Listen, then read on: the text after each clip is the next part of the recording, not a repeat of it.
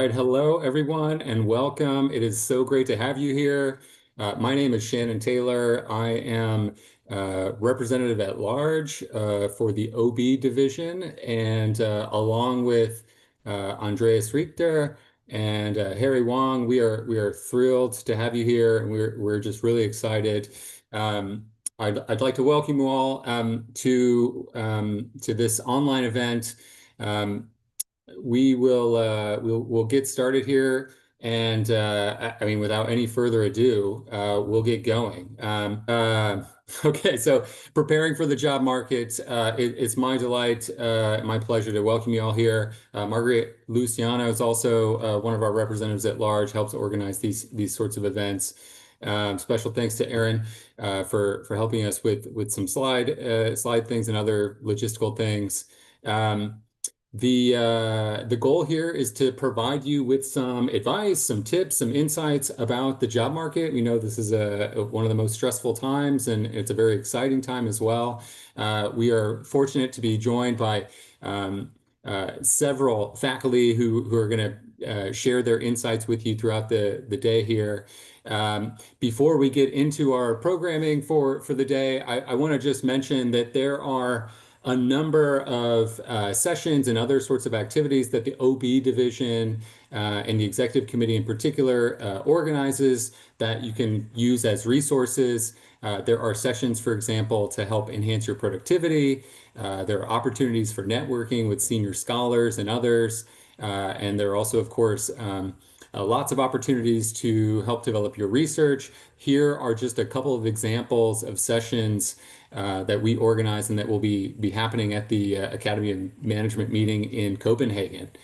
Um, there are others as well, including how to manage academic collaborations. There are some sessions that are specifically targeted to geographic areas of the job market. So, for example, there are sessions about Asia Pacific, finding a job in Europe. And of course, there are also sessions on navigating the publication process. So my point in sharing all of this with you is that I want you to know that this session today is part of a larger effort that we have to provide support for you all in various aspects of your professional lives. So I hope you're able to attend some of those sessions in Copenhagen. Lots of great advice there, excellent speakers, and really well run by the organizers as well. I should also briefly mention sort of some ground rules or some sort of norm setting here this morning. Our goal, broadly speaking, is to support each of you in any way that we can. We want to share experiences and offer advice that you and others can learn from, and help you, better understand the job market. I should point out that we are a very large division. And so we are going to try to offer advice that is generalizable across specific positions, specific academic institutions, and so on. And ultimately, this is your career and your life. So we're going to make suggestions, but ultimately, you're the ones who make the decisions. Um, at the same time, I should mention that just some sort of logistical things. Please keep yourself muted while you're in the main room. There'll be a point where we send everyone into breakout rooms, and you're welcome to sort of turn on your video, turn on your microphone, get introductions with everyone in your breakout room. While we're here in the main room, please feel free to use the Q&A function if you have questions for any of our speakers or us. And otherwise, try to keep your questions of broad relevance and not necessarily about one specific position at one specific school or university. So with those sort of ideas in mind, I'd like to start part one of our session. So this will be tips and practices from the other side of the table. So we have a number of expert faculty roundtable leaders that will be joining us with the breakout rooms. I want to just briefly recognize them here. We have Mike Baer from Arizona State, Chad Hartnell from Georgia State, Stephen Courtwright at the University of Iowa, Jordan Nielsen at Purdue, Parker Ellen at Mississippi State, Richard Gardner at BYU, Michael Johnson at the University of Washington, Dana Joseph at the University of Central Florida, Vijaya Venkataramani, I hope I got that right, University of Maryland, as well as Dave Lovell at University of Pittsburgh. And wait, there's more. Sarah Harvey at UCL, Kylie Rochford at University of Utah, Katina Sawyer at Arizona, Christina Shalley at Georgia Tech, Crystal Farr at the University of Washington, Chris Rosen at Arkansas, Brian Swider at Florida, David Tannenbaum at Utah, and John Dellery at Arkansas. Thank you all so much for being here. I'm very excited to see you all again and can't wait to cut you loose and get you sharing your advice and stuff. Before we get there, though, we're going to have an expert faculty panel. So for the next 15 minutes or so, Michael Johnson and Dana Joseph will be sharing some of their advice and their experiences. They are both well established in our field. You can read their full bios here, but the main point I'd like to try to get across is that they are veteran search committee members. They've been a part of multiple searches for different faculty positions across levels, and they've got a lot of experience. And so I'm really excited to have them share their insights with you all today. Thank you, Shannon. Yeah, take it away. Go. All right. Yeah, you can move to the next slide then. So hi, everybody. I'm Michael Johnson from the University of Washington, and I'm happy to announce that we will actually be hiring for OB this year. Given the current political climate in the United States, I'm guessing there aren't going to be lots of job openings in U.S. schools this year, but we are one of those that will be hiring, and I'll be chairing the search committee. If you're interested in the University of Washington, we would love to see your application. And what Dana and I want to talk about today is what it takes to really not only get a flyout, but to get an offer. Because really, the job market is a two-stage process. First, you've got to be able to get a flyout. You've got to be able to visit the universities. And then you've got to convert that into a job offer. And the framework that we're using here is based upon organization fit theory. And if you're familiar with that, then you know that there are two different kinds of fit that are often talked about in that literature. Complementary fit is where we need something as a department and you can provide it. Supplementary fit is where we want more of the same. Like we want you to provide something that is consistent with what we already have. And this model suggests that it's not perfect, but that complementary fit is assessed more by the search committee in trying to sift through all of the different applicants. And we get over 100 applicants every time we have a job opening, where we sift through those and then decide who we're going to ask to come to campus. Now, sometimes there's an intermediary step with some universities here where they might do a Zoom call or something like that. But in general, what all search committees are trying to do is to say, do you have the things that we need to fill in this particular position? And can you fill them the best out of all of the possible applicants? Then we invite, in our school, typically 4 people to come to campus, give job talks, meet with faculty. And at that point, we're still assessing complementary fit a little bit. Like we saw some signals of this in your packet, in your application packet, and we're going to assess that a little bit more when we see you do your job talk and when we talk with you personally. But then a lot of what we're trying to do in this, in the time that you're at our campus, is to assess your supplementary fit. Are you one of us? Do we see you as meshing with the other people that we have in the department currently? And so the kind of factors that it takes to get a flyout are often very different from the factors that it takes to get an offer once you get a flyout.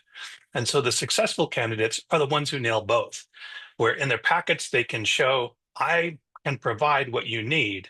And when they're actually on campus visiting, they can say, I'm like you, I'm one of you, and I can fit in to the culture that you have here.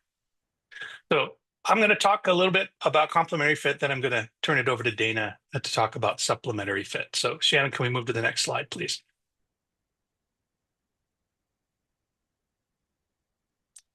There we go. Okay. So whenever we hire, we have particular needs that we're trying to fill. And often, in every case, there are research areas, not necessarily that we are looking for a specific research area, although we have done that in the past, but that we are looking for somebody who probably provides expertise in a research area that we don't currently have on our faculty so that we can expand our portfolio. Now, there are some cases where departments will want to get a certain critical mass of people studying in the same general area, but nobody wants complete overlap between two faculty doing the exact same research and probably publishing with each other all the time. We want to be able to diversify our portfolio in some ways. So we're looking for somebody who provides something a little different, but complementary to the kinds of things that we are researching in our department. And then secondly, we often have teaching needs where maybe a faculty member has left who has been teaching some particular courses, and we need someone to be able to fill that, or we need, sometimes we talk about it as bench strength, so that if a faculty member is going to go on sabbatical, we've got other people that can fill those courses. And so we're looking for people who can fill those particular teaching needs. That may be at the whatever level it's at, graduate versus undergraduate, or it may be for some specific course topics. Like we don't have someone right now, that's not true for us, but maybe an example would be we don't have somebody who can teach negotiations. And so we're going to look for someone maybe who has experience in teaching negotiations. So we have particular needs, and we're looking to see whether you can fill those needs. The second is, how well will you be able to go from being a student, if you're newly minted, to being a faculty member? And so that can involve the research area, your network references. That's where we're going to look for those signals that you can make a transition to being an effective faculty member. The recommendation letters often matter a lot, where particularly if it's from people we know, and if they can give signals that you can provide these things we need, then that can go a long way to getting you to get a flyout. And then also we look at your dissertation progress. No school really wants to hire someone who's ABD. Sometimes we do, but we want to see evidence that you're going to be able to finish your dissertation either before you join us or soon after. And this can vary from school to school. And then for schools, particularly schools that have doctoral programs, we're looking for your ability to potentially mentor students. So we want to see that you're not just going to be a buddy-buddy with other doctoral students, although that's fine, but rather that you can mentor them and develop them so that they will ultimately be able to make the transition to faculty members themselves in a couple of years. Dana, anything to add to this one before I get to the next slide on complementary fit? No, go right ahead. Okay, thanks. So there are only a couple of ways that we can really assess your complementary fit. And the most important one is your application packet. So it needs to be clear, up-to-date vita. And we generally don't care so much if you have lots of things that are under first review, but rather R&Rs matter, and obviously publications matter. But as you go through the summer and into the fall, if you have updates to your vita, then that's really good for us to see. Even if you got a rejection, that can be good. Don't try to impression manage this too much. Try to be as honest and open as possible. Be transparent as to where you are. Personalize your cover letter and pack it to the school. I've seen some cover letters where people say, I'm really looking forward to potentially being a faculty member at the University of Oregon. And like, we're not the University of Oregon, we're the University of Washington. And so you want to make sure that you are personalizing this. You can say things about particular faculty members or about the city or school that this is, and to show how interested you are in that, in the school, in the department, and in the region or the city. Highlight how you might contribute. And this is because some doctoral students think that getting a good job is a reward for the hard work they've done, and it's not. Getting a good job is a decision by the school that they predict that you will be a good faculty member based upon what you've done in the past. So we're not rewarding you. Rather, we're saying, are you going to do good work when you're here? And so we want to see how you can contribute to us, not how we can, reward you for what you've done in the past. And then finally, this recommendation letters. If it's people that we know, that goes much farther than people we don't know.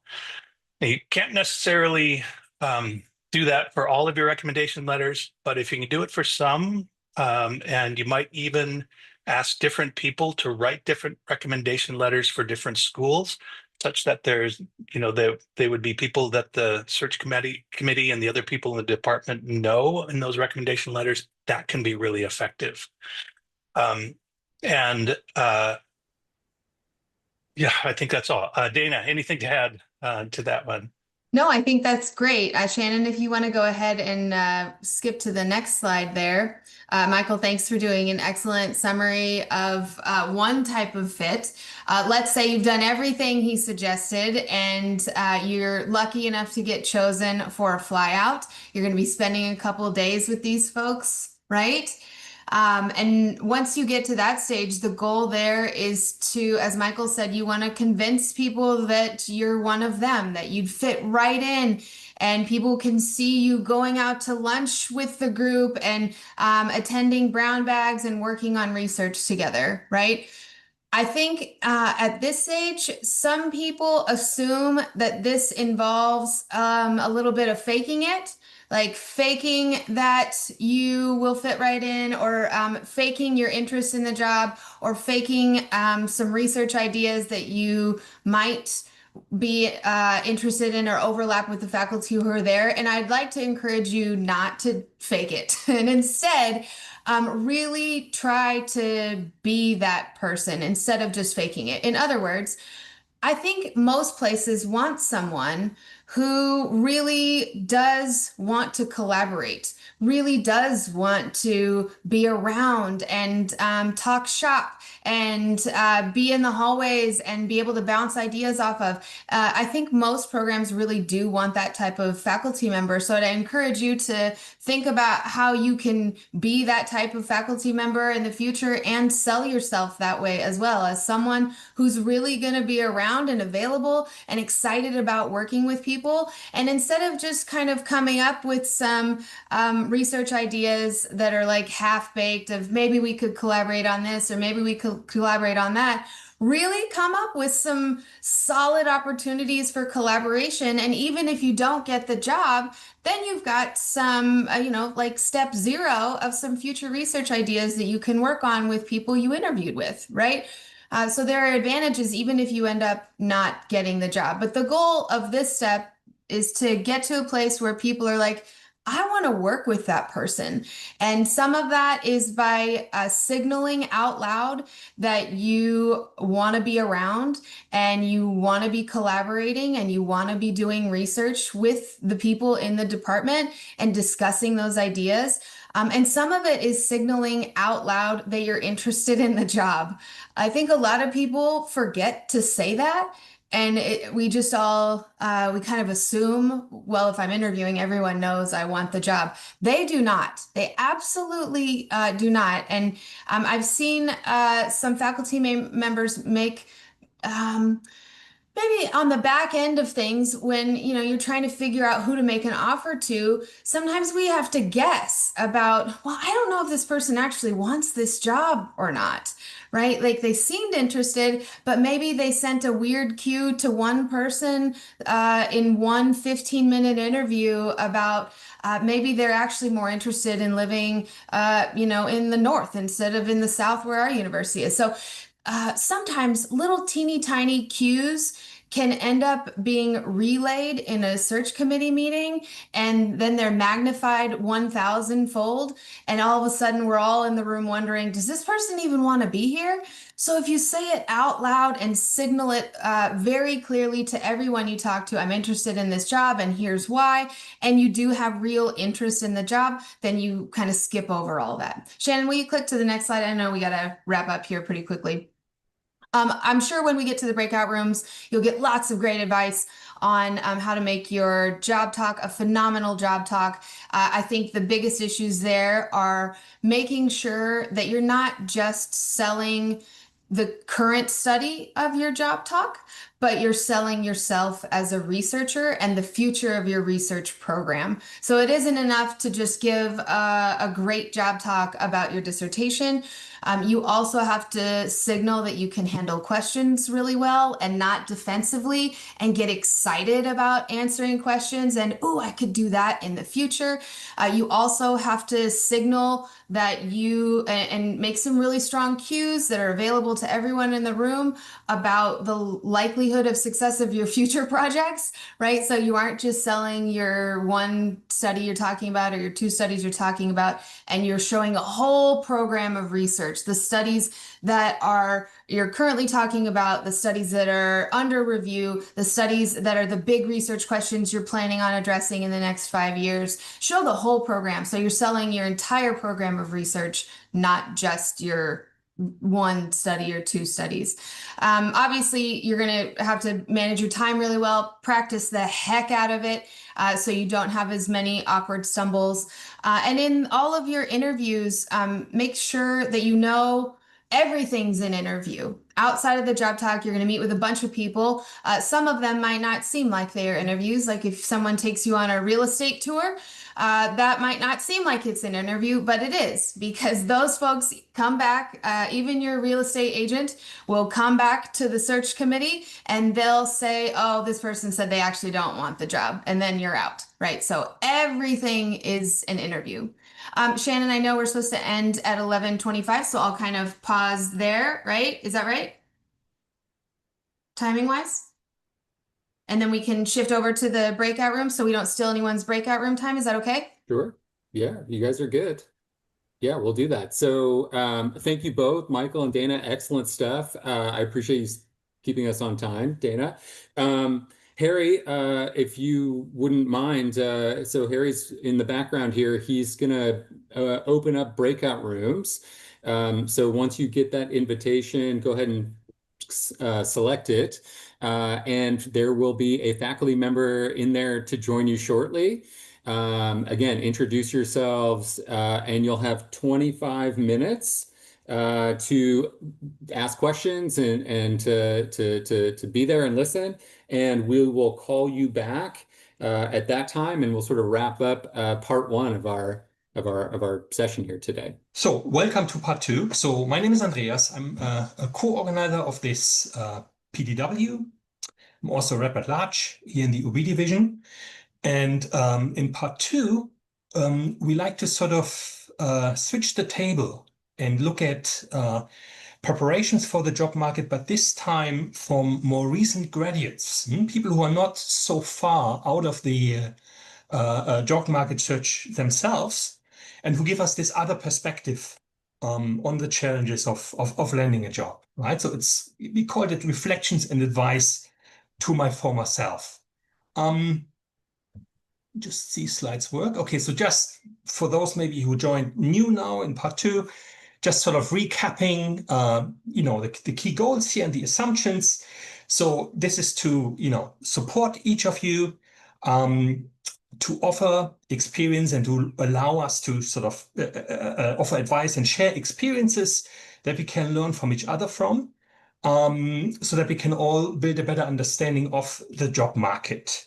And as Shannon mentioned earlier, we are broadly focused on issues related to the OBHR job market, not specific markets or types of jobs. And we make suggestions, but of course it's your career and you will make the decisions. So please take the input as, well-intended advice. Just a few playing rules, really. We are quite a big group here. Please mute yourself in the main room. Use the Q&A function if you have general questions for any of our speakers, and in particular in the breakout, for the breakout leaders. When in the breakout, please put your video on and perhaps introduce yourself very briefly then to the breakout room leader. And do ask questions of broad relevance, not so much very idiosyncratic and very specific questions, so that we can all really learn from each other, right? Good. So let me just briefly acknowledge our roundtable leaders. So a huge thank you at this point, for our junior faculty roundtable leaders who you're taking our time out of your busy schedules to help us with this.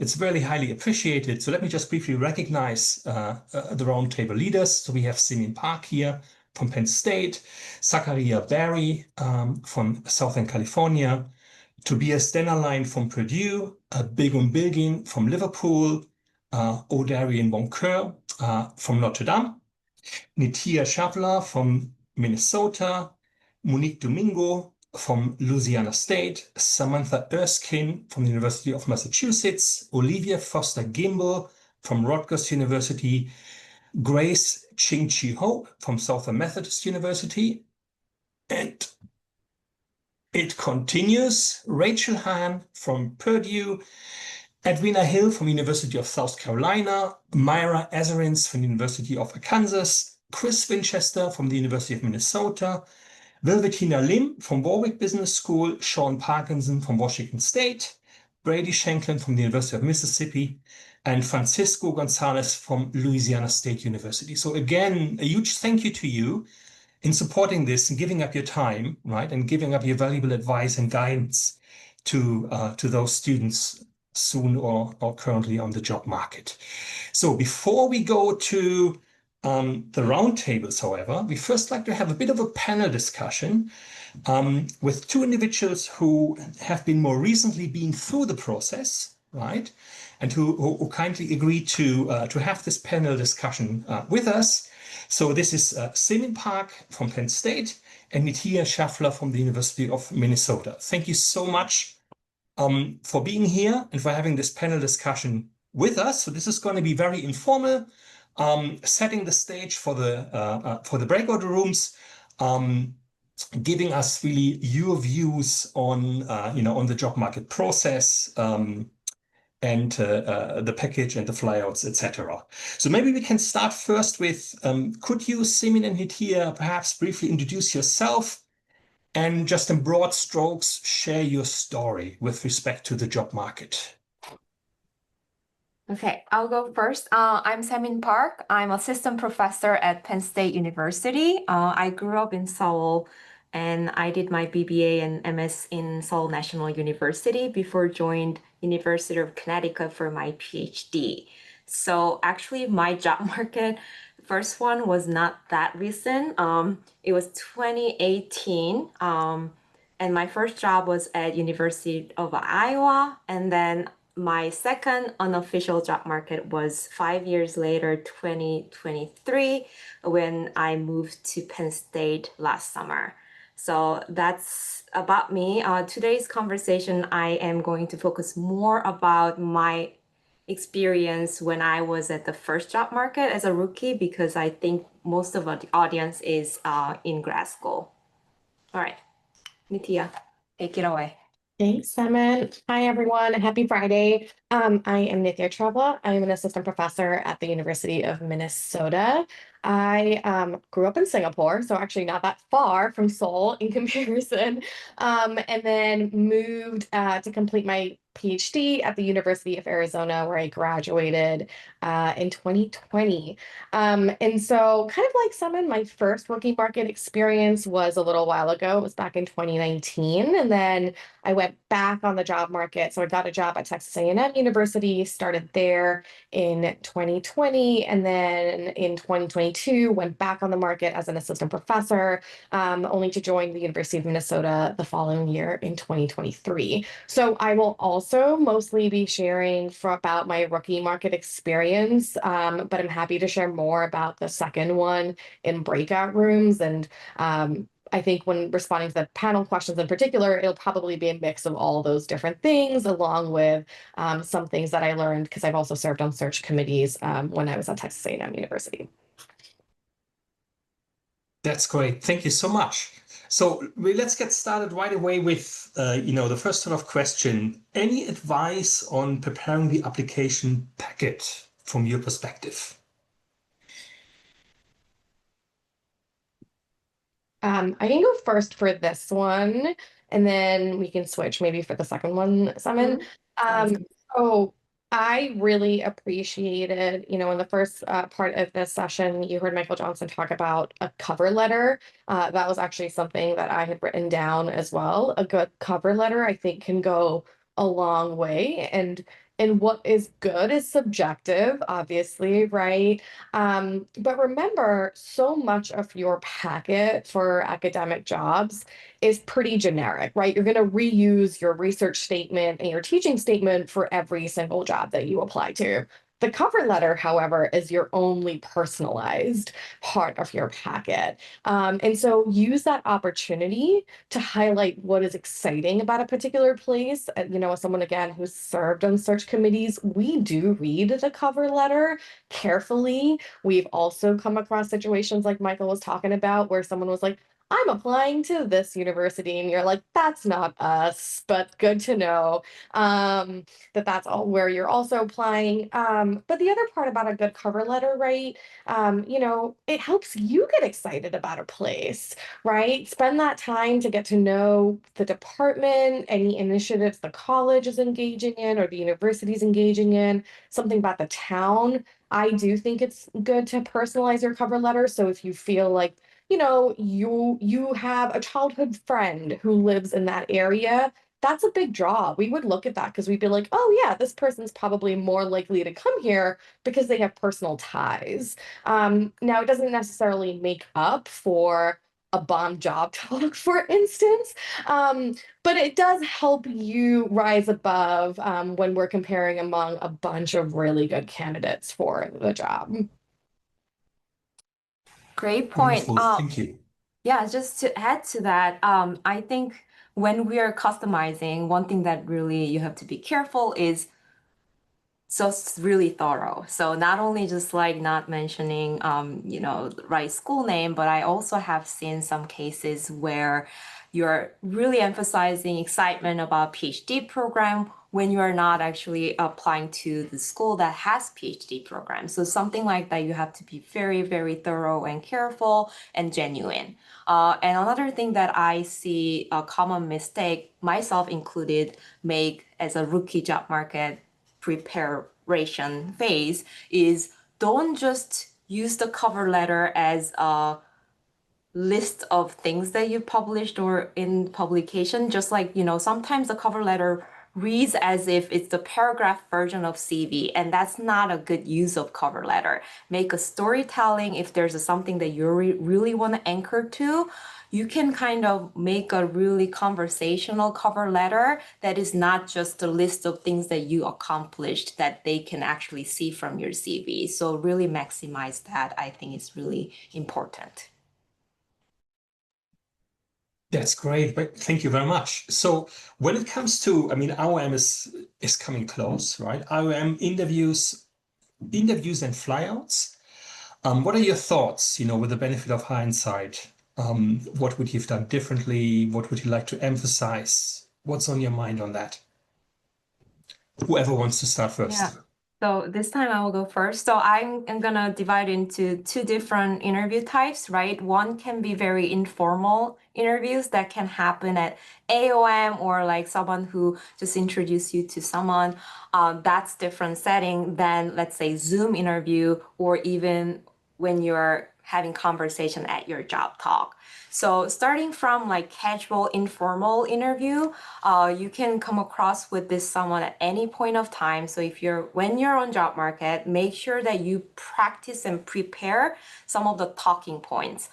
Of course, like it's not like you have to make a script and then narrate like a robot. You have to be a human. But what I mean by that is you have to know yourself and your keywords that can really resonate with people. So when you're making conversation, just like some comedians, like stand-up comedians can do, you have to have a conversation. So start with something really big picture and then make them to be curious about things that, okay, tell me more. And then if you come across with someone who's in your area, you should be more specific, right? So you gotta make sure that you have a couple of different version and depth of, so to say, elevator pitch that is very conversational, not like abstract in journal article. And that's some common mistake that myself included made when I was in rookie market, that I almost like approached that as like, this is academic, serious job market, make it sounding academic. No, it's actually conversation.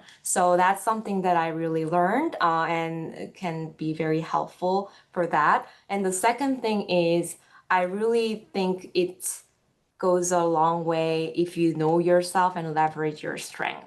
So I cannot be someone who's 6'3" tall and like masculine and very charismatic. That's not me, right? So I know myself. Sometimes I come across as like, oh, Semin, you're just like little cute, some, very not serious person in some context. But I know I'm actually leaning more to that, and I'm actually very personable. I bring to the table of this knowledge that I'm not really obnoxious. So that can be really a strength, right? If you think about it. So know yourself and leverage your strength. And when you talk to people, make sure that you can be also beneficial to them. So connect what they might need and offer some help or offer something that you can, bring to the table. Even if you feel like you're like only student and what am I doing here? Now I'm talking to this full professor, and that's not the mindset you have to go into. They're going to be your colleague. You are, yes, still student, but you're going to be soon becoming their colleague. So you have to bring something to the table that they can value you. So that's like my 2 cents. Thank you. I Thank you so much. Yeah, Nithya. So Yes, I have two big ones, and the first I'll go in the opposite order of what I was thinking, because I think the first one actually builds right from what Simon was saying. I cannot stress enough how important it is to be authentically yourself when you are on the job market. Dana mentioned this a little bit. Like, yes, we're all engaging in impression management, and that is normal. It is also exhausting, and so to help with that, just be yourself. That's the person that is going to show up to this department every single day, right? And so have confidence in what you have to offer. Also recognize, with that idea of authenticity, that we're always talking to one another when we're searching for a candidate, right? And so, for instance, I'm just going to pick on Simon for a second, but if she were to come to Minnesota and she was just like, y'all, Minnesota is my top choice, like I would accept in an instant. And then I'm talking to Shannon because UCF's also hiring, and I'm like, Shannon, I think we got Simon in the bag. Like, she said that we're her top choice. And Shannon's like, hold up a second. She told us that we're her top choice. And this happens more often than not. And that starts to introduce a lot of doubt into the process, right? I also think it's okay to kind of say, I am really, really interested in coming here. I'm excited to be here for all these different reasons. And And at the same time, like I have a partner, a working partner at home who I need to speak to, right, before accepting a job offer. That's genuine, that's raw, that's authentic, that's okay. That should be respected by the place that you are applying to. And if it's not, that's a pretty big signal in and of itself. Now, it's your choice always as to how much you want to share about your situation, right? I'm not trying to suggest that you should share more than you're comfortable with, but if that's a big part of your journey and your story and that's important to you, that's okay. And I think that kind of, leads me to my second big part. Michael, I really talked about this idea of like from the search committee perspective, right? Or the department's perspective that's looking to hire, it's all about fit. And it's funny that he says that because I've given this talk a couple of different times in different settings, and I actually say it's all about fit, except I'm talking about it from the applicant's perspective. Always remember that, this is as much of an opportunity for you to evaluate the place that you are applying to as it is for them to apply, to select you. And so trust your gut. We know our own research suggests that emotions during the job search matter. And so use the signals that you are receiving when you are at a place. How are faculty members talking to one another? How are students talking about the place? These are all good points of information. And, maybe you're picking up on something that's actually really important to you, and it's okay to use that information, right, in whichever way you are most comfortable with. And so just keep that in mind as well. Thank you, Nitya and Semi. That's great. So I very much like the idea of authenticity, being true to yourself in this, and also that this is actually a two-way process, right? It's not just you looking for a job. It's it's really literally a two-way process. I think that's a very, very, very good idea. In the interest of time, I think we probably have one more question. So if there would be,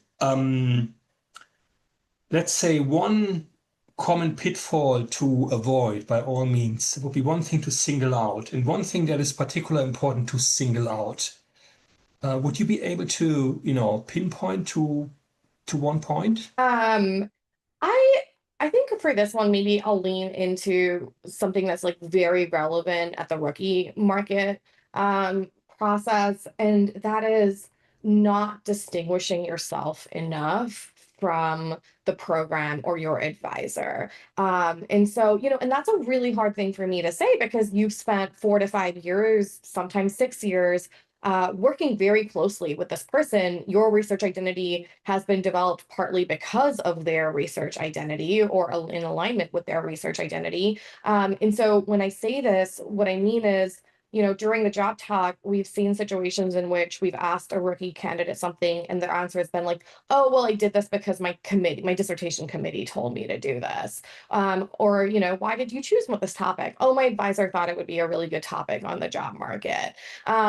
Those types of responses tend to kind of get our spidey senses up a little bit. And so, that's kind of what I mean by, of course, the research that you're doing is likely a big byproduct of the work that you've been doing with different faculty members at your department. But it's also your work, and it's important to take ownership of what is yours and be able to establish yourself as an independent scholar, because that is who you are going to be as you join a department as an assistant professor.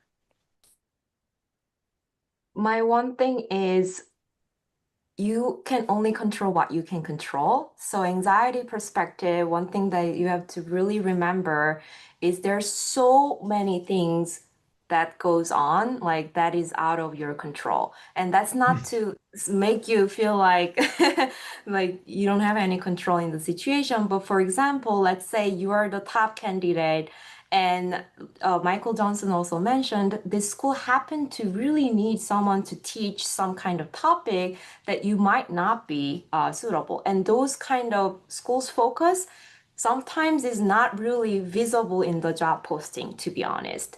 And sometimes during the recruiting process, that focus can actually shift as well. So don't be so despaired by the fact that you didn't get a call or you didn't get a good signal, because it might not be because you did something wrong, but because something that is going on with the school or something that is like not has nothing to do with you is actually making some decisions that is a little bit not going to your way. So what I'm trying to say is don't read too much into those negative feedback. Also, do not ever compare yourself with your cohort.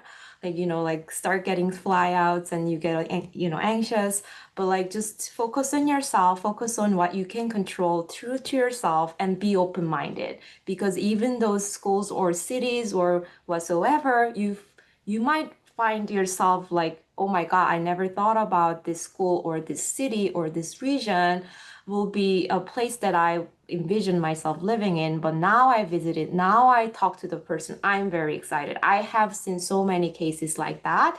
So those things are really going to help you navigate this very anxiety-provoking process. Thank you so much. Thank you, Nitya and Simin. That's great. And let's use this really as a platform now for the breakout rooms. So what we will do is we will put you into breakout rooms. You will need to accept the invitation.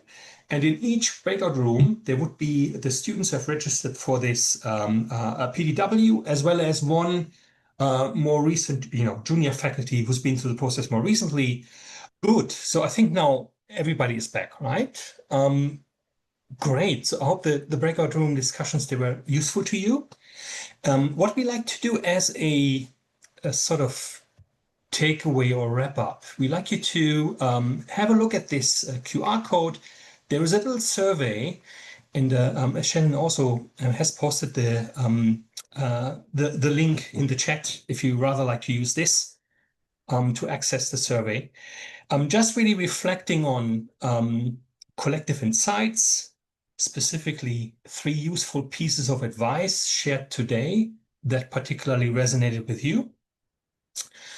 2 things you want to put into action from what you learned today. And oops, sorry, thick fingering. One aspect of the job market that you would like to gain broader perspective on. And this will also be, I think, really helpful then for all of us. And we will create a report that we will share with those who indicate in the survey that they like to have a report for this, right? In addition, we have recorded this session, and we will cut this a little bit shorter and then make it available to you on the OB division website, right? So you can also really revisit this PDW.